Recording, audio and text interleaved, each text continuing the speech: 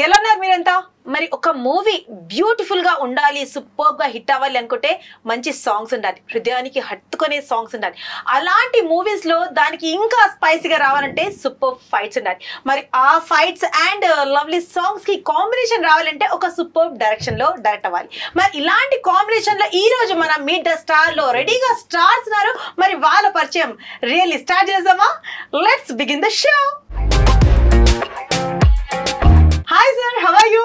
Fine అండి madam. Okay, songs పరంగా వస్తే మాత్రం మనం ఫస్ట్ సాంగ్స్ మాట్లాడుకున్నాం కాబట్టి సాంగ్స్ లిరిస్ట్ మాస్టర్ మన దగ్గర ఉన్నారు. మరి సార్ మీరు చాలా సాంగ్స్ రాశారు, సూపర్ హిట్ సాంగ్స్ ఇచ్చారు.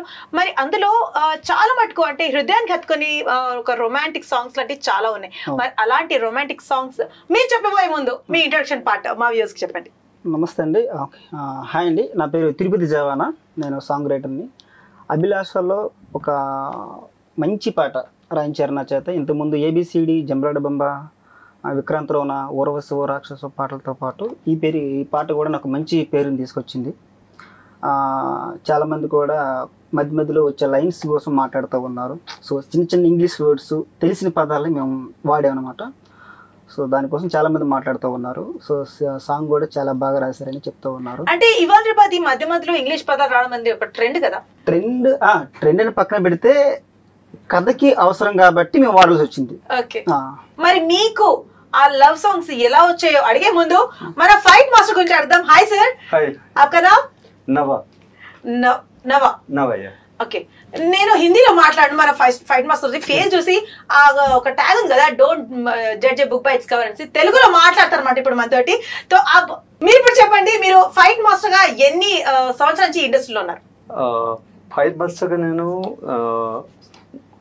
9 years అయింది. ఇంకా బిఫోర్ నేను ఫైటర్స్ యూనియన్ లో 2002లో జాయిన్ చేశాను. అబ్బబ్బబ్బబ్బబ్బా, మాట్లాడుతుంటే ఎలా అనిపిస్తుంది మీకు? నాకు మాత్రం తేనెలో చక్కెర పాకం కలిపేసి వింటున్నట్లుంది. మరి మీకు ఎలా ఉందో నాకు తెలియదు. మరి చెప్పండి సార్, మీరు బ్లాక్ బెల్టా, రెడ్ బెల్టా, మరి ఏ బెల్టో చెప్పండి. యాక్చువల్లీ నేను బ్लैक बेल्ट सेकंड दानो. ओके, एक्चुअली हैदराबाद आने के पहले मैं हिंदी में थोड़ा मिक्सिंग. యాక్చువల్లీ నేను హైదరాబాద్ రాకముందు నేను ముంబైలో క్లాస్ ఓపెన్ చేశాను. ముంబైలో జూ రోయాపాక్ లో నా క్లాస్ 2 జూ రోయాపాక్ అండర్ వెస్ట్ అండర్ ఈస్ట్ లో 1994-95 లో క్లాస్ చేశాను. ఆ తర్వాత హైదరాబాద్ వచ్చేసాను. హైదరాబాద్ వచ్చిన తర్వాత రామోజీ ఫిల్మ్ సిటీ జాబ్ చేసిన తర్వాత నేను ఈ ఇండస్ట్రీలో 2002లో కాతిచ్చాను. 2002 నుంచి మీరు ఇండస్ట్రీలో ఉన్నారు? అవును. వావ్, అయితే ఎంతో మంది హీరోస్ కి విలన్స్ కి వాయించేస్తారనమాట, అంతేనా? అంతే. అదే, అలా వాయించడం అనేది ఆషామాషి కాదండి, ఉండాలి గ్రిప్. మరి ఇవన్నీ ఒక దగ్గర తీసుకురావాలంటే సూపర్ డైరెక్టర్ ఉండాలి. మరి ఆ డైరెక్షన్ చేసిన మన డైరెక్టర్ గారితో పరిచయం ఇప్పుడు. Hi sir. హాయ్ అండి, బాగున్నారా? మేము సూపర్ సార్. మరి మీరు చెప్పండి, డైరెక్షన్ లో కొత్త మూవీ, డెబ్యూ మూవీ అంటున్నారు. మరి ఈ మూవీ గురించి ఏమన్నా మాకు స్పెల్ అవుట్ చేస్తారా? అంటే ఈ డైరెక్షన్ లో రావడానికి ఎవరు మీకు డైరెక్ట్ చేశారు? నా పేరు శివప్రసాద్ చలువాద్ అండి, ఫ్రమ్ నెల్లూరు. ఇది నా డెబ్యూ మూవీ. ఇప్పుడు అభిలాష లవ్ లైట్స్ లైఫ్ ఫైనల్గా షూటింగ్ అంతా ముగించుకొని, సెన్సార్ అన్ని ముగించుకొని ఈ June 2nd థియేటర్స్లోకి అద్భుతమైన రిలీజ్తో రాబోతుంది. ఈ దాంట్లోనే ప్రమోషన్స్లో భాగంగా ఇంటర్వ్యూస్ అన్నీ జరుగుతూ ఉన్నాయి. టెక్నీషియన్స్ ఇంటర్వ్యూస్ అండ్ ఆర్టిస్టుల ఇంటర్వ్యూస్, టోటల్ అన్నీ అత్యద్భుతంగా జరుగుతూ ఉంది. బాగా అసలు మాకు ఎక్కడ పోయినా కానీ tremendous support from the media సహకారం కావచ్చు, ఆర్టిస్టుల సహకారం కావచ్చు, టెక్నీషియన్ సహకారం కావచ్చు, అటు ఎక్కడికి వెళ్ళినా కానీ మమ్మల్ని ఆశీర్వదిస్తున్నారు. ఇప్పుడు అదే ఉత్సాహంతో వర్కులు వేస్తూ ఎప్పుడెప్పుడు ఫ్రైడే మార్నింగ్, ఎప్పుడు ఫ్రైడే పోస్టర్ అంటారు కదా, అంటే ప్రతి ఒక్కరిని ఫేట్ మార్చేది ఫ్రైడే. ఆ ఫ్రైడే పోస్టర్ కోసం, ఫ్రైడే రిలీజ్ కోసం మేము కూడా we are also eagerly for the movie release madam. Wow, అయితే సార్ ఇది మీ ఫస్ట్ మూవీ కదా? మరి అలాంటప్పుడు ఇంతకు ముందు అంటే మూవీస్ మీరు అసిస్టెంట్ డైరెక్టర్ గా పనిచేస్తారు, లేకపోతే ఫ్రమ్ ద స్టార్టింగ్ మీరు ఎలా వచ్చారు? అంటే ఈ ఫీల్డ్ లో ఎలా రావడం జరిగింది? నేను ఈ ఫీల్డ్ లోకి యాక్చువల్గా వచ్చి ఒక 9-10 years పోయింది మేడం. నేను బేసిక్ గా రైటింగ్ డిపార్ట్మెంట్ లో ఒక 7 సినిమాలు గోస్ట్ గా చేశాను మేడం. అంటే స్క్రీన్ ఏం లేదు. నేను మా గురువు గారు ఫస్ట్ ధన్యవాదాలు తెలుపుకోవాలి, కోటపల్లి వసంత్ కుమార్ గారు. బ్రహ్మిగాడి కథ, కమీనా, ద్రోణ నేను వాటికి చేశాను రైటర్ గారి దగ్గర. తర్వాత నేను మహి గారని రైటర్, వెంకటాద్రి ఎక్స్ప్రెస్ రాజా, యు, అష్టా చెమ్మ, ఉయ్యాల జంపాల, వీటన్నిటికి చేశారు. ఆయన దగ్గర నేను కొంచెం ఒక ఆయనతో ట్రావెల్ చేయడం జరిగింది మహి గారితో. ఆయన దగ్గర నాకు ఆయన దగ్గర ఉన్న ట్రైనింగ్ నాకు చాలా ఉపయోగపడింది మేడం నా జర్నీలో. నేను అంటే నన్ను కొంచెం మోడిఫికేషన్ చేసుకునే దానికి, అంటే ఒక లైన్ని తీసుకొని ఎలా ఒక ట్రీట్మెంట్ రూపంలో ఒక ఫామ్ చేసుకుని దాన్ని ఒక స్క్రిప్ట్ దాకా తీసుకెళ్ళాలని నాకు మహి గారు చాలా నేర్పించారు యాజ్ ఒక మెంటర్ లాగా అనుకోండి. ఇంకా నాకు ఇండస్ట్రీలో గాడ్ ఫాదర్ నాకు ఒక పిఎన్ రామచంద్ర గారు. 1980s పిఎన్ రామచంద్ర గారు పేరు తెలియని వాళ్ళు లేరు. ఆయన చైన్ జోనర్ లేదు. Starting first movie name idea రావట్లేదు కానీ మేడం, సెకండ్ మూవీ మెరుపుదాడి నుంచి టోటల్ A to Z ఆయన ఇచ్చిన ఫీడ్బ్యాక్, మనం ఇండస్ట్రీలో ఎలా ఉండాలి, what to do what not to do అంటారు కదా, ఆయన నాకు ఒక పెద్ద అద్భుతమైన గాడ్ ఫాదర్. ఈ ఇంటర్వ్యూ ద్వారా మా గాడ్ ఫాదర్ పిఎన్ రామచంద్ర గారికి హృదయపూర్వక కృతజ్ఞతలు తెలుపుకుంటున్నాను మేడం. ఖచ్చితంగా సార్. మరి జోనర్ గురించి మాట్లాడారు. మరి ఇప్పుడు మీరు చెప్పిన అన్ని మూవీస్ ఒక జోన్, లైక్ ఉయ్యాల జంపాలని తీసుకోండి, అది ఒక ఫ్యామిలీ డ్రామా అనుకోవచ్చు మనం. మరి ఇప్పుడు రాబోయే మూవీ ఒక కాంబినేషనా, ఫ్యామిలీ డ్రామా అందరు చూసేటట్ట, లేకపోతే లవ్ జోనా, ఎలాంటి జోన్ లో తీసారు? అంటే ఒకే జోన్ స్టిక్ ఆన్ అయితే కొన్ని వర్గం ఒక సెక్షన్ ఆఫ్ ఆడియన్స్ ని ఆకట్టుకోగలం మేడం. కానీ మనం ఇప్పుడు ఇది కలెక్టివ్ ఎఫెక్ట్ అనుకోండి, ఉగాది పచ్చడి మనం తింటున్నప్పుడు పులుపు కారం చేదు అన్ని ఉంటాయి, అలాగే అన్ని మనం ఇన్కార్పొరేట్ చేసాం అనుకోండి, all section of audience poster వేయగానే ఖచ్చితంగా చూసి ఖచ్చితంగా ఇది మనకి ప్రతి ఒక్కరు ఓన్ చేసుకునే విధంగా నేను ఇన్కార్పొరేట్ చేయడం. అయితే ఇదేంటి ఉగాది పచ్చడి లాంటిది అనుకోవచ్చా? షడ్రుచులు దొరుకుతాయి మేడం, డెఫినెట్ గా 100%. మరి ఉగాది పచ్చడిలో సార్ మీ సాంగ్స్ ఏ జోన్ లో ఆడపోతాయో చెప్పండి. అంటే చేదు యాక్చువల్లీ మీరు పాడిన ప్రతి పాట, అంటే రాసిన ప్రతి పాట స్వీట్ జోన్ లోనే పోతుంది. ఎందుకంటే నేను విన్న మాక్సిమం అన్ని సాంగ్స్ మాత్రం అద్భుతంగా ఉంటాయి. మరి మీకు ఇన్స్పిరేషన్ అంటే మీ లవ్ లైఫా, లేకపోతే ఇంకా ఎవరిదైనా ఇన్స్పిరేషన్ తీసుకున్నారా? ఇన్స్పిరేషన్ అంటే నాకు వేటూరు గారు అంటే చాలా ఇష్టం అండి. ఆయన ఒక దైవంలా భావిస్తాను నేను. గురువు అనగానే గురువుకు మించి దైవం. సో అట్లా భావించి తన పాటలు, నేను ఇప్పుడు 10th క్లాస్ నుండి కావచ్చు, ఇంటర్మీడియట్ కావచ్చు, సో తన పాటలు వింటూ వచ్చాము. సో అదేదో అప్పుడు క్లాసుల్లో కవితలు రాయటం, సో అట్లా చిన్న జరిగింది అనమాట. సో అక్కడ నుంచి ఆ రాయటం, సో పాడటం, ఇప్పుడు ఒక పాటల రచయితగా నాకు పునాది కల్పించింది. ఇక్కడ మనకు పాయింట్ దొరికింది ఏంటంటే, క్లాస్ లో స్కూల్లో ఉన్నప్పుడు కవితలు రాసారంట. మరి ఫస్ట్ కవిత ఎవరి మీద రాసారో తెలుసుకోవచ్చా? అంటే పర్టికులర్ ఇప్పుడు గుర్తులేదు.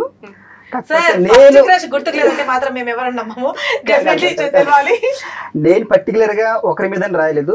చుట్టూ ఫ్రెండ్స్ ఉంటారు కదా, ఫ్రెండ్స్ నువ్వు రాస్తావు కదా అని వాళ్ళ దగ్గర నేను డబ్బులు కలెక్ట్ చేసుకొని, డబ్బులు తీసుకొని వాళ్ళకి నేను రాసి ఇచ్చేవాడిని అనమాట.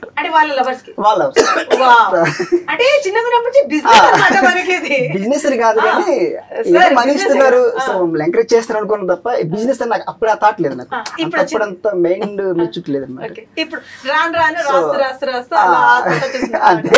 అది అద్భుతంగా పాటలే కాదు, అద్భుతంగా బిజినెస్ కూడా చేస్తారు. స్వీట్ గా, అది స్వీట్ కత్తి అంటారు కదా, అలాంటిదే మన తిరుపతి గారు అనమాట. సార్ మరి ఇంత అద్భుతంగా రాసి, అంత అద్భుతంగా డైరెక్షన్ చేసుకుంటూ, సార్ మీరు చెప్పండి, ఫైట్స్, ఇప్పుడు ఫైట్స్ అంటే ఆషామాషి కాదు, ఇలా కొట్టగానే ఎక్కడో ఎగిరిపోతాడు విలన్ పాపం, కానీ 10 బుల్లెట్స్ తగిలినా మరి హీరో మాత్రం చావడం అనేది కాదు. మరి అలాంటప్పుడు మీరు ఒరిజినల్ ఫైట్స్ చూపించాలంటే ఏ విధంగా చూపిస్తారు? చూపిస్తాను నేను. ఫాస్ట్ మూవీ నేను ఫైట్ మస్త్ అయింది తర్వాత fast movie Goodachari actually real fight, natural fight. Goodachari real fight. Totally practice చేసి షూట్ చేశాను. తర్వాత మేజర్ షూట్ చేశాను. మేజర్ కూడా అంటే మొత్తం ఇండియన్ ఆర్మీకి అది స్టోరీ. తర్వాత గోడ్సే చేశాను. తర్వాత హిట్ 1 హిట్ 2 చేశాను. ఇప్పుడు ఇంకా ఉంది రెడీలో. హిట్ 1 హిట్ 2 అయితే సూపర్ హిట్ అయింది. Thank you. ఫైట్ నాకు కూడా ఇది ఇంట్రెస్ట్ లేదు. ఎందుకంటే 10 బుల్లెట్ తగిలింది తర్వాత మళ్ళీ లేపించి కదా, లేపి ఫైట్ చేస్తున్నాను. నేను ఇది చేయలేము, నేనేంటి అది చేయలేదు. నేనైతే నేచురల్ వెళ్తాను. నేను అంటే మొత్తం డైరెక్షన్ వెళ్ళిపోతుంది, డైరెక్టర్ చేసినంత నా చేతిలో ఏం లేదు, డైరెక్టర్ కలిసి వెళ్తాను. బట్ నేను చేసింది పని, నా ఫైట్ కంపోజిషన్ మాత్రం నేను కరెక్ట్ గా నేచురల్ గా చేస్తాను. ఎవ్రీ మూవీ గోడ చదిలో ఎలా చేశాను, మెజర్ చేశాను, హిట్ 1 చేశాను, హిట్ 2 చేశాను. Every movie maximum real real fight చేస్తాను. రియల్ ఫైట్ చేస్తారు, రియల్ ఫైట్స్ ఉండ. మరి రియల్ ఫైట్స్ మీరు థింకింగ్ చేస్తారు, అరే ఇట్లా కొడితే వాడు ఎంత దూరం పడతాడు అని మీకు తెలుసు, కానీ మూవీలో చూసేది మాత్రం మన దూరం పడతారు. మరి అలాంటప్పుడు మీ ఫీలింగ్ ఎలా ఉంటుందో చెప్పండి. ఇది యాక్చువల్లీ డైరెక్టర్ డిపెండ్ గా ఉంది అంతే, మొత్తం డైరెక్షన్ లోనే అంటారు. యాక్చువల్లీ ఇప్పుడు మన స్కిల్ లో కొంచెం ఎలాగ పడితే హీరో చూపిస్తే అంటే పబ్లిక్ కూడా ఎంజాయ్ అవుతుంది. యాక్చువల్లీ ఇక్కడ దెబ్బ కొట్టి ఎక్కడ పడితే పబ్లిక్ కూడా ఫీల్ రాలేదు, కానీ ఫీల్ రావాలి అంటే పాపం హీరో కూడా పర్సనాలిటీ ఉండాలి. కానీ ఇవాళ మన హీరోస్ ఖాతే పీతే ఖాందానికి నేతో కొంచెం బాగానే పడతారు, హీరో కూడా ఎక్కడో విలన్ ఎక్కడో పోయి పడతారు. మరి అలాంటి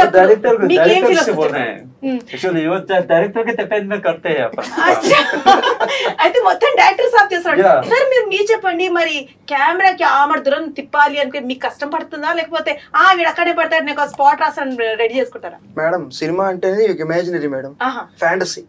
అంటే మనకు నిజ జీవితంలో జరగని దాన్ని మన సెల్యుల మీద చూడాలనుకుంటారు. ఏంటి సార్ ఇవాళ రేపు మొత్తం మూవీస్ అంతా నిజ జీవితం మీద జరిగే మూవీసే. అలాగే మేడం. మరి నిజంగా ఎవరైనా వచ్చినప్పుడు ఇలా గుద్దుదాం అక్కడ పడతాడేమో అని ట్రై చేస్తే వాడు ఎక్కడ పడ్డాడు అక్కడే ఉంటాడు. మరి అప్పుడు మా పరిస్థితి ఏంటంటారు? పడరు కాబట్టి ఇలా మనం పడేలాగా రీక్రియేట్ చేస్తున్నాం అంతే. ఎందుకంటే ఇప్పుడు చూడండి, మీకు ఒక సాంగ్స్ చూడండి, ఎవరైనా లవర్స్ గానీ వైఫ్ అండ్ హస్బెండ్ పార్క్ లో డాన్స్ చేస్తారా, రోడ్డు మీద డాన్స్ చేస్తారా?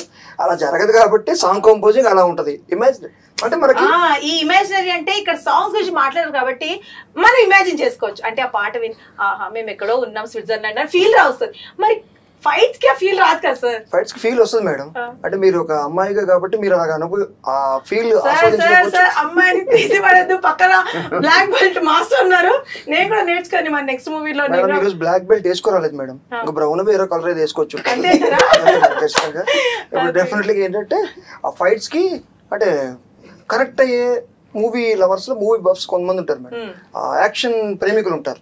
అంటే 100% రేషియో తీసుకుంటే ఒక 50% యాక్షన్ లవర్స్ ఉంటారు మేడం. అసలు మనం ఆంధ్ర తెలంగాణ కాదు, త్రూఅవుట్ ఇండియా, త్రూఅవుట్ వరల్డ్ మీకు ఆ యాక్షన్ బఫ్స్ ని సాటిస్ఫై చేయాలంటే అది ఎక్కడ పడాలి అంతే. ఇట్లానే ఫిస్ట్ ఇలానే లోపల ఆ తాడి చెట్టు మీద నుంచి తాడి చెట్టు ఇట్లా పడిపోవడము, ఆ పైనుంచి తాడికాయలు కింద పడిపోవడం, ఆ వైబ్స్. ఇంకా దానికి ఇంకొంచెం ఎక్స్ట్రా బూస్టప్ ఇచ్చేది బ్యాక్గ్రౌండ్ స్కోర్ అనమాట. ఆ బ్యాక్గ్రౌండ్ స్కోర్ ఈ ఫైట్ మాస్టర్ గారు కంపోజ్ చేసిన దాన్ని ఆ బ్యాక్గ్రౌండ్ స్కోర్ ఇంకొక స్కై ఇస్ ది లిమిట్ అంటే తీసుకెళ్తుంది మేడం. ఫైట్ విషయం వస్తే ఏ మూవీకి నేను ఒక మాట చెప్పాలి. అభిలాష్ కి అక్కడ షూట్ జరిగింది అని మన అమర్దీప్ మన హీరో అమర్దీప్ నువ్వు వెళ్ళి నువ్వు బాడీ లాంగ్వేజ్ పంచ్ ఎలా కొట్టాలి, కిక్ ఎలా కొట్టాలి ఒకసారి చూపి అంటే మస మీరు చూపి అంటున్నారు. చూపించిన తర్వాత చెమ్ నేను కొట్టి ఎలా కొడుతున్నారు అమర్దీప్, చెమ్ హీరోగా పర్ఫార్మెన్స్.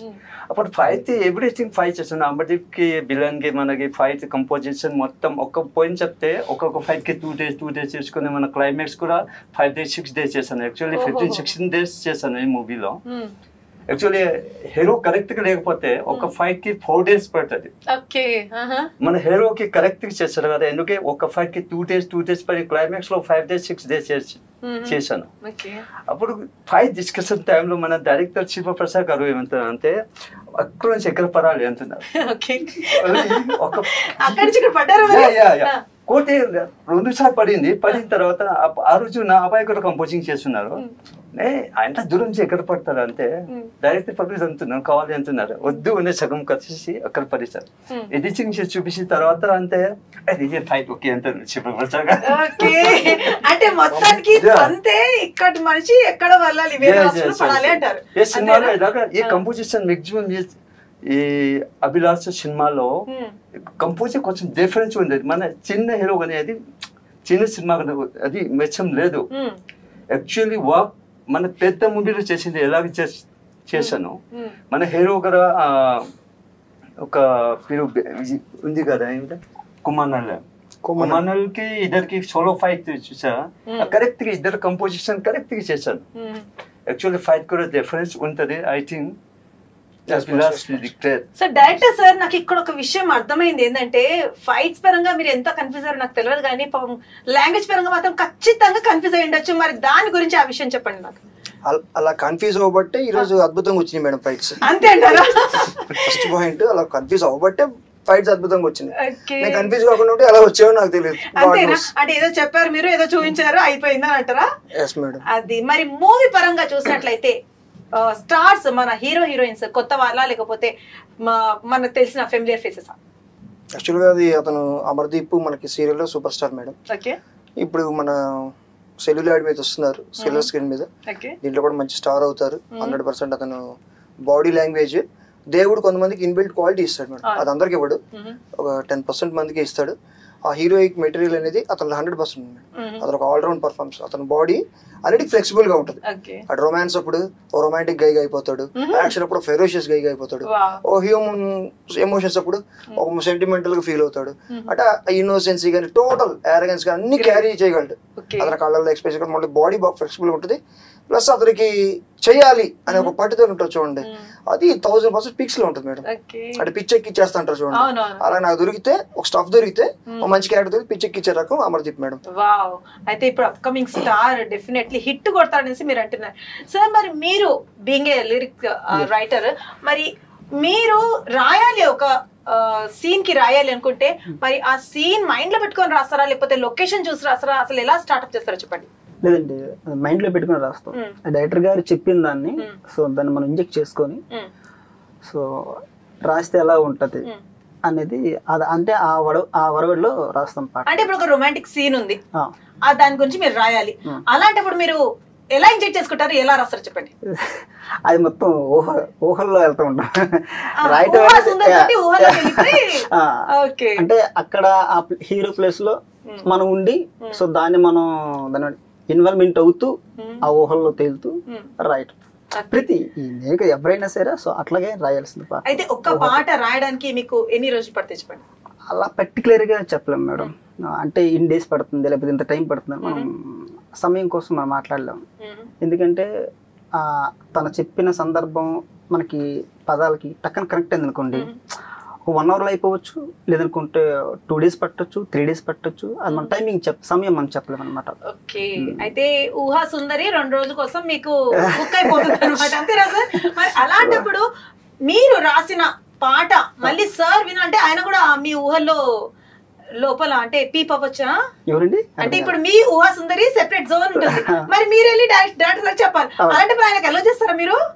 చెయ్యాలిగా మరి. చేశారంటారు, ఊహా సుందరి పేరు చెప్పలేదు మేడం, పరిచయం కూడా చేయలేదు. పరిచయం కూడా చేయలేదా సార్? మరి ఈ వేదిక బాగుంది, మరి ఈ వేదిక పైకి మీ ఊహా సుందరి గురించి చెప్తారా? బాబు బొమ్మ, బాబు గారి బొమ్మ ఎవరో ఉంటారు కదా, ఊహించుకొస్తున్నారు సార్, తప్పదుగా చెప్పండి సార్.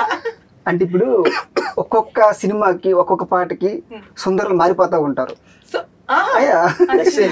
ఒక్కరైనా పట్టిలేండ్రు. ఇప్పుడు ఇంద్రుడికి మించిన ఇంకెవరైనా ఉన్నారు అంటే మాత్రం డెఫినెట్ తిరుపతి గారు అని చెప్పుకోవచ్చు, ఎందుకంటే ఇంద్రుడి దగ్గర 4 ఉన్నారు. అబ్బా అవసరం సార్, ఈయన మాత్రం ప్రతి పాటకి సుందరులు చేంజ్ అయిపోతుంది, అంతేనా? ఎందుకంటే ఇప్పుడు ఈ సినిమాకి వచ్చేసరికి, అభిలాష సినిమాకి వచ్చేసరికి జత కలిసే రెఫరెన్స్, జత కలిసే జగమూలి 2 అని ఒక పాట నాకు రెఫరెన్స్ చెప్పారు అన్నమాట. అంటే ఆ సిచ్యువేషన్ ఇది రెఫరెన్స్ సార్, ఇంకా మీరు ఎట్లా చేస్తారో చూసుకోండి అని చెప్పారు. అక్కడ నుంచి ఆ స్టఫ్ ఇచ్చాను, ఇంకా ఆయన షార్ట్లీ తొందరగా రాసేస్తారు. ఆయన ఇచ్చిన స్టఫ్ తీసుకొని హీరోయిన్ దృష్టిలో పెట్టుకొని, హీరో దృష్టిలో పెట్టుకొని ఆ కథని వెనక ముందు సీన్స్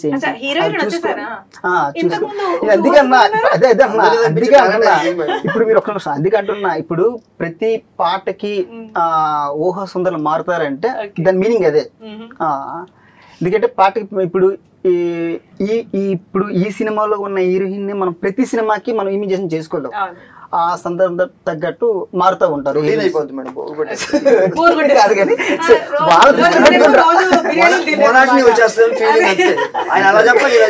కాదు కాదు కాదు వాళ్ళు దృష్టి పెట్టుకుని రాయాలి కాబట్టి వాళ్ళే మనం ఇమిటేషన్ చేసుకుంటాం. ఎక్కడ కొంచెం ఏదో తేడా కొడుతుంది కదా అంతే అంటారా?